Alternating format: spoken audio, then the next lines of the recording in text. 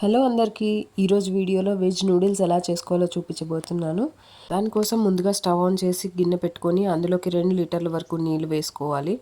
ఇందులోకి 1 tea spoon దాకా ఉప్పు, అలాగే 1 టీ స్పూన్ దాకా నూనె వేసుకొని వాటర్ బాయిల్ అయిన తర్వాత ఇందులోకి మనం నూడిల్స్ వేసుకోవాలి.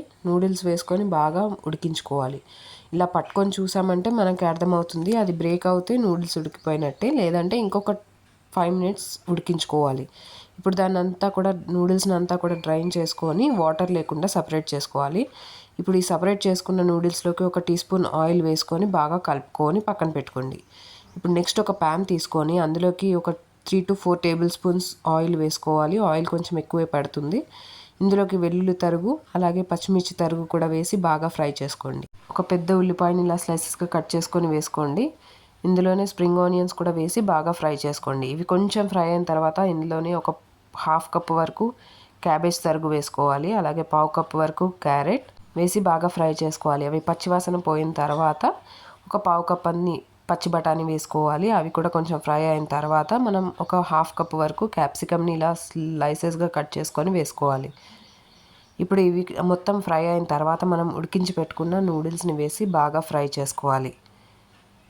మొత్తం కలిసేలాగా బాగా ఫ్రై చేసుకున్న తర్వాత ఇందులోకి ఒక 2 టీ స్పూన్స్ వరకు డార్క్ సోయా సాస్, అలాగే 2 టీ స్పూన్స్ దాకా వెనిగర్, అలాగే ఒక 1 టీ స్పూన్ దాకా green chilli sauce, red chilli sauce, అలాగే టొమాటో కెచప్ అన్నీ కూడా ఒక్కొక్క స్పూన్ వరకు వేసుకొని బాగా ఫ్రై చేసుకోండి. మొత్తం మిక్స్ అయ్యేలాగా బాగా కలుపుకోవాలి. ఇందులోకి టేస్ట్కి సరిపడినంత ఉప్పు, అలాగే నూడిల్స్ మసాలా అని మనకి స్టోర్లో దొరుకుతుంది బయట మార్కెట్లో.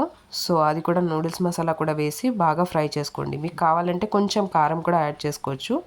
ఫైనల్గా ఇందులోకి మిరియాల పొడి కూడా వేసి బాగా ఫ్రై చేసుకోండి. ఇప్పుడు ఫైనల్గా ఇందులోకి స్ప్రింగ్ ఆనియన్స్ వేసి బాగా కలుపుకోండి. అంతే, ఎంతో టేస్టీగా వెజ్ నూడిల్స్ రెడీ అయిపోతుంది. మీకు ఎగ్ నూడిల్స్ కావాలంటే ఎగ్ని ఫ్రై చేసుకొని దీని మీద వేసుకోండి.